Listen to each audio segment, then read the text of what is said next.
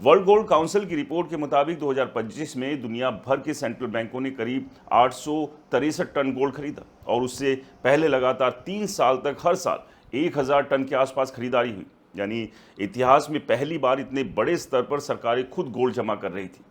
इसकी सबसे बड़ी वजह थी डी डॉलराइजेशन, यानी डॉलर पर निर्भरता कम करना। चीन लगातार अपने गोल्ड रिजर्व बढ़ा रहा है। पोलैंड ने पिछले कुछ सालों में रिकॉर्ड खरीदारी की। तुर्की, भारत, कजाकिस्तान जैसे देश भी तेजी से गोल्ड रिजर्व बढ़ा रहे हैं, क्योंकि अब कई देशों को डर है कि अगर भविष्य में डॉलर आधारित सिस्टम में संकट आए या अमेरिका ने आर्थिक प्रतिबंध लगाए तो उनकी अर्थव्यवस्था खतरे में पड़ सकती है। इसलिए अब देश बैकअप प्लान बना रहे हैं और उस बैकअप प्लान का सबसे बड़ा नाम है गोल्ड।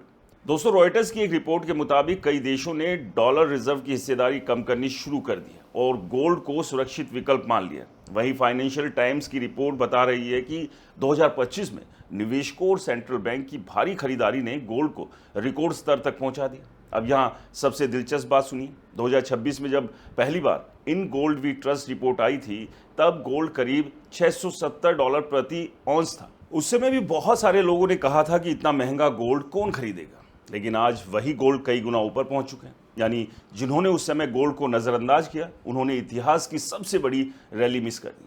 और अब रिपोर्ट कह रही है कि बुल रन अभी खत्म नहीं हुआ, बल्कि असली खेल अभी बाकी है।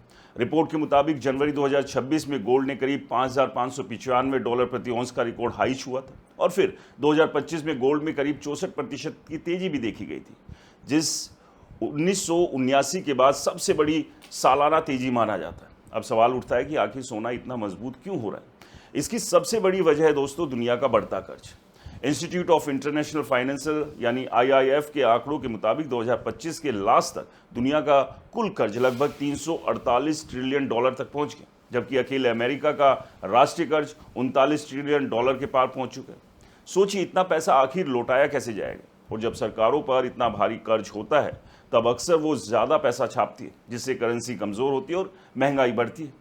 यही वजह है कि निवेशकों को डर है कि आने वाले समय में डॉलर समेत कई फिएट करेंसी पर दबाव बढ़ सकता है।